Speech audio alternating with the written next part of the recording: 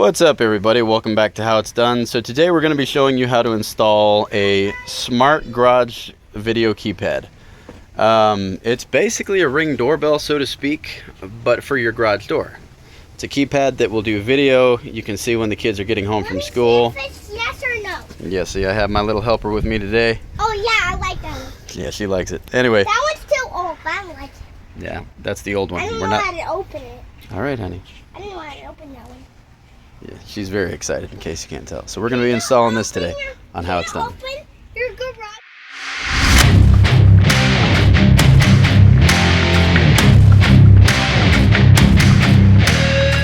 Alright, so the first step is we're going to have to remove this old keypad. So typically these are held in place by two screws, one that you'll take out completely, the other one that is, it just slides into place. So go ahead and remove this guy.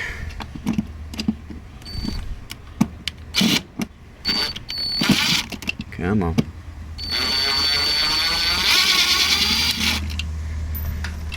Okay. And then from there, this should just press. Yep. The whole thing just comes right off like that. See what I mean? How it's got the slot that it just comes in.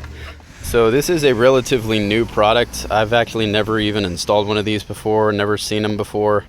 I know Craftsman has, I believe Craftsman, it might be LiftMaster, but they've got their own version of it. This is the MyQ. You may have seen my other videos showing you how to get your garage door to open remotely. If not, go check those out. I'll put links in the description.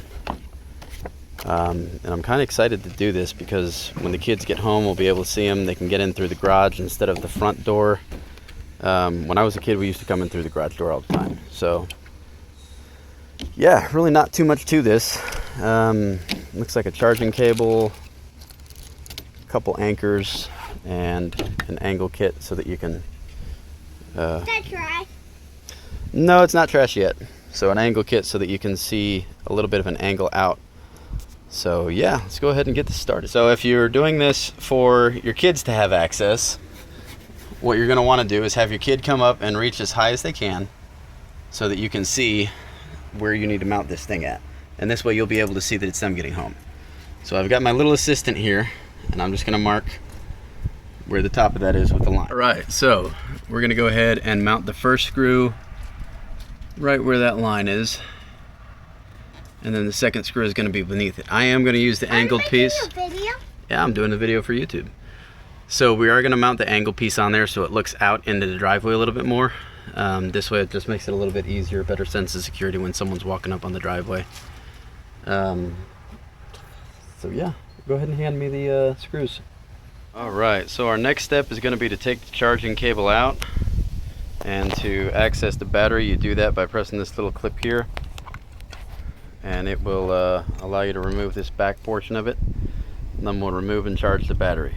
So we're going to go do that right now, plug this in, and then we will be back. You can test fit at this point. You'll slide the top in like so, and then you just Here. clip the bottom in. Hang on.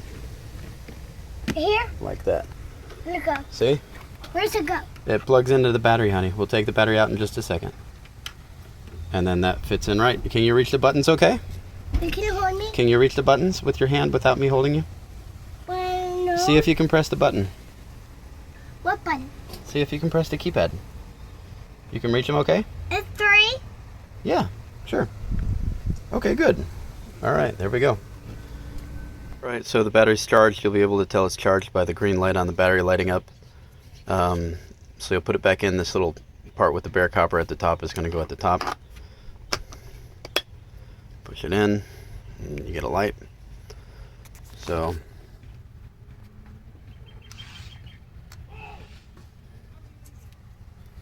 we'll go ahead and put this cover plate on there. Lock it in place. And then we'll just slide the top in there and click the bottom in. And there is a tiny little security screw that we're going to put at the bottom. There's an opening at the top. You're not going to be using that for a screw. It's got them on the top and the bottom so that you can make it work either way, whether it's angled out from this side or from the other side. So either way will work. It just goes in the very bottom here. So we'll go ahead and put that in, and then we'll go ahead and get this set up on the app. Alright, so once you get into the app, it might take a second for it to load, but once it does, you can go in and, let's see here, on the bottom right, you will notice there's a plus sign. You will click that, then we'll go ahead and click device. We'll go ahead and select accessory, and then our video keypad. And that's where charging the battery comes in place. We'll go ahead and say it's charged. We'll click the main garage. You obviously select whichever one you want to do. And we'll go ahead and pick which brand garage door we have, and it'll walk you through verifying that you've got Wi-Fi, password, ladder, Bluetooth, all this good stuff. And then it says we need to remove the batteries as shown, make sure they're charged, all that good stuff. Once it's reinserted, blue light should be lit. If you see it, go ahead and click next. Step-by-step instructions are actually really easy to follow. Once it discovers it, we go ahead and click that. It'll request a pair. You click pair and connect. Yes. Pretty straightforward. Nothing super complicated. Then you go ahead and put in your password for your Wi-Fi.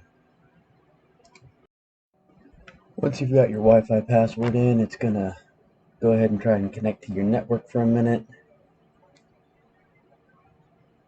Normally this does not take too long, but if you're in your garage, there's a chance you might be far enough away from your router where it'll take a minute or two. If it doesn't connect, you may have to walk inside the house with your phone and your keypad in hand.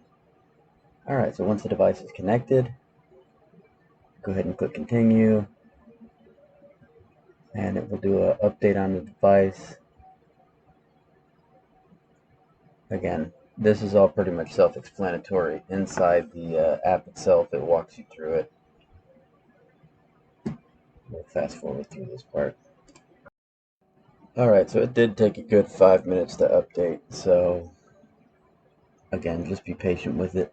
I went ahead and skipped ahead, so you go ahead and name your keypad. You can call it whatever you want for this. I'm just calling it video keypad. You can go ahead and input your pin.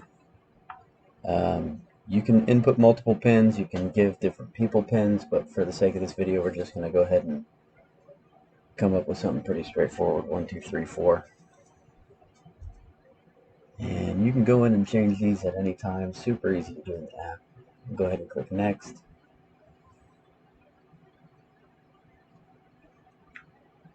And now you have to sync it with your garage door. If you haven't already screwed it in, it's very convenient to just take the keypad off, bring it up to the garage door with you when you do this step. Be careful when you're climbing up the ladder and doing this. So you'll go ahead and climb up your ladder. Press the button on the garage door. You'll tell it what color it is. Press the learn button, and then just follow the instructions on screen. Again, pretty straightforward. Nothing super complicated. They actually did a really good job with the step-by-step instructions on this. Right, now that we've got all the programming done, when the kids get home, all they'll have to do is press the garage door open button, enter the code that we've set up for them, and then press the open button again. And that's all there really is to it. It makes it nice and easy. You can set different pins for the kids so you know which kid is getting home. You can actually go in and set certain times where you'll get alerts on this. Yeah, there's a lot of cool things. I like that you can actually have it where it'll send notifications and set the time frame that it sets notifications. So if you're knowing that you're home on Saturday and you don't want to be getting notifications all day while you're working in the front yard, you can have it default to doing that. So anyways, thanks for joining us on How It's Done. We'll see you next time.